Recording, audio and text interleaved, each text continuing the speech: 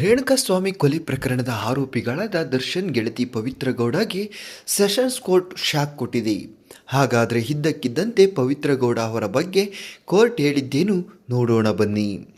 ರಾಜ್ಯವನ್ನೇ ಬೆಚ್ಚಿ ಬೀಳಿಸಿದ್ದ ಚಿತ್ರದುರ್ಗದ ರೇಣುಕಾಸ್ವಾಮಿ ಭೀಕರ ಕೊಲೆ ಪ್ರಕರಣದ ಆರೋಪಿಗಳಿಗೆ ಮನೆಯೂಟದ ಸೌಲಭ್ಯ ನೀಡುವ ವಿಚಾರದಲ್ಲಿ ಕರ್ನಾಟಕ ಹೈಕೋರ್ಟ್ ಇಂದು ಅತ್ಯಂತ ಕಠಿಣ ನಿಲುವು ತಿಳಿದಿದೆ. A1 ಆರೋಪಿ ಪವಿತ್ರ ಗೌಡ, ನಾಗರಾಜ್ ಹಾಗೂ ಲಕ್ಷ್ಮಣ್ ಅವರಿಗೆ ವಾರಕ್ಕೊಮ್ಮೆ ಮನೆಯೂಟ ನೀಡುವಂತೆ ಈ ಹಿಂದೆ 57ನೇ ಸೆಷನ್ಸ್ ನ್ಯಾಯಾಲಯ ನೀಡಿದ್ದ ಆದೇಶವನ್ನು ಹೈಕೋರ್ಟ್ ರದ್ದುಗೊಳಿಸಿದೆ. ನ್ಯಾಯಮೂರ್ತಿ ಎಂ ನಾಗಪ್ರಸನ್ನ ಅವರಿದ್ದ ಏಕಸದಸ್ಯ ಪೀಠವು ಈ ಆದೇಶವನ್ನು ಹೊರಡಿಸಿದೆ. ಸೆಷನ್ಸ್ ನ್ಯಾಯಾಲಯದ ಆದೇಶವನ್ನು ಪ್ರಶ್ನಿಸಿ ಪ್ರಾಸಿಕ್ಯೂಷನ್ ಹೈಕೋರ್ಟ್ ಮೆಟ್ಟಿಲೇರಿತ್ತು.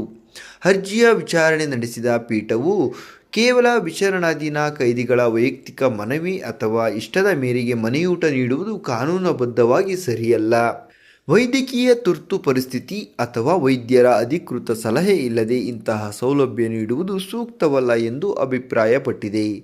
ವಾರಕ್ಕೊಮ್ಮೆ ಆದರೂ ಬಾಡೂಟ ತಿನ್ನುತ್ತಿದ್ದ ಪವಿತ್ರ ಗೌಡಗೆ ಇನ್ನು ಮುಂದೆ ರಾಗಿ ಮುದ್ದೆ ಬೇಳೆ ಸಾರೆ ಗತಿ ಎನ್ನುವಂತಾಗಿದೆ.